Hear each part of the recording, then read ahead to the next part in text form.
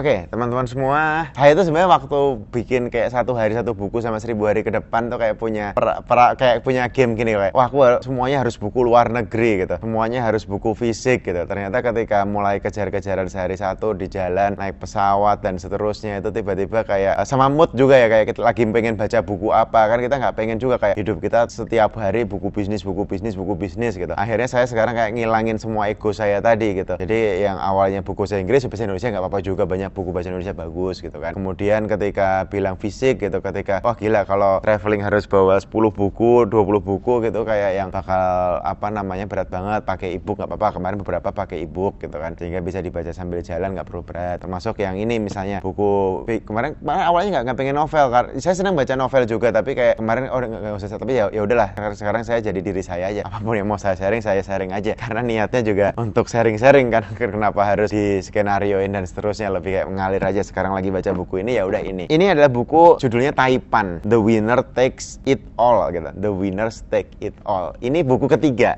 dari penulis namanya William Yang. Jadi buku pertamanya itu adalah Taipan, lahirnya para Taipan. Yang kedua adalah Di Bawah Bayang-Bayang Papi gitu. Jadi kalau bukunya ya 900 halaman semua, tapi ini saya cuma saya bawa yang ketiga aja, yang ke 1, 2 udah saya baca di sini. Jadi total ya 2700-an halaman. Tapi menariknya, saya seneng baca, jadi nggak usah kaget 2700 halaman bacanya gimana. Ini menarik banget.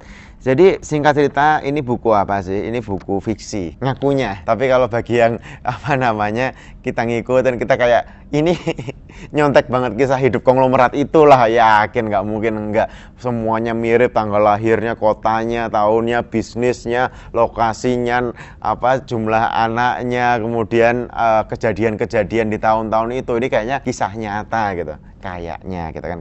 Tapi kan karena dia ngakunya fiksi, ya saya juga ngikutin, oh ya pura-puranya fiksi. Tapi intinya adalah banyak hal yang bisa kita pelajari dari lahirnya Taipan ini. Taipan itu konglomerat yang gede banget gitu. Jadi kayak buku pertama dari si Taipan ini pertama kali lahir sampai dia gede gitu, sampai dia bisnis, sampai bisnisnya jadi bisnis. Yang buku kedua itu jelasin tentang gimana anaknya mulai masuk ke bisnis, mulai ada masalah, mulai ada solusi dan seterusnya. Buku ketiga adalah tentang sekarang ketika si anaknya, cucunya juga udah mulai bisnis, sehingga bisnisnya menggurita gede banget. Dan inti dari 3 buku ini adalah gimana si konglomerat ini jalanin cara-cara bisnisnya, dari mulai struggle-nya, kerja kerasnya, tipu dayanya, gila-gilaan, sikat menyikat, sikut menyikutnya gitu, curang, yang winner takes it all, cara dia ngedapetin bisnis, akuisisi bisnis, merger bisnis dan seterusnya,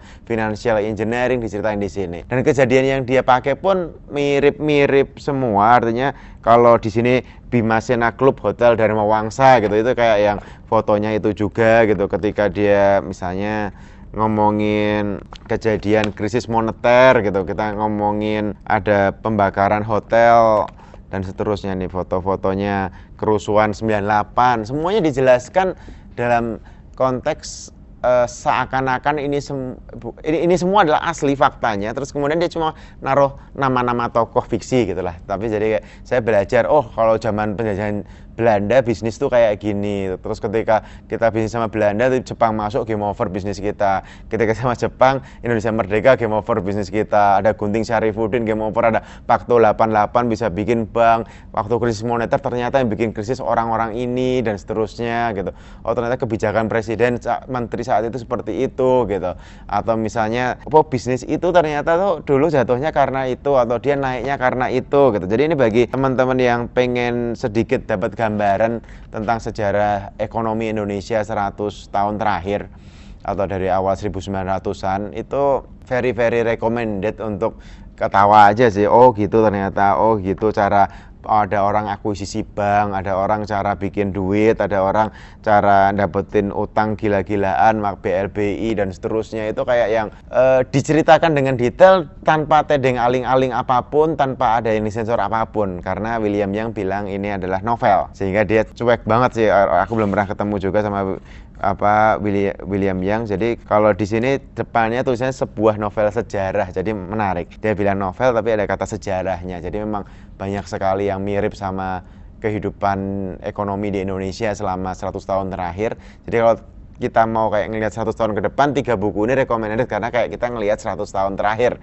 Jadi buku novel ini ketawa sih, oh gitu toh konglomerat kerjanya, oh gitu toh cara mainnya gitu. Jadi selama ini tahu, kenal, ngobrol sama orang-orang itu, tapi cuma ini diceritakan dari sudut pandang orang yang tidak punya rasa takut sama sekali ya. Dia poinnya ya, kan ini novel mungkin, tapi nggak tahu juga, mungkin dia juga kayak bodo amat gitu. Kita penasaran juga sama penulisnya. Thank you.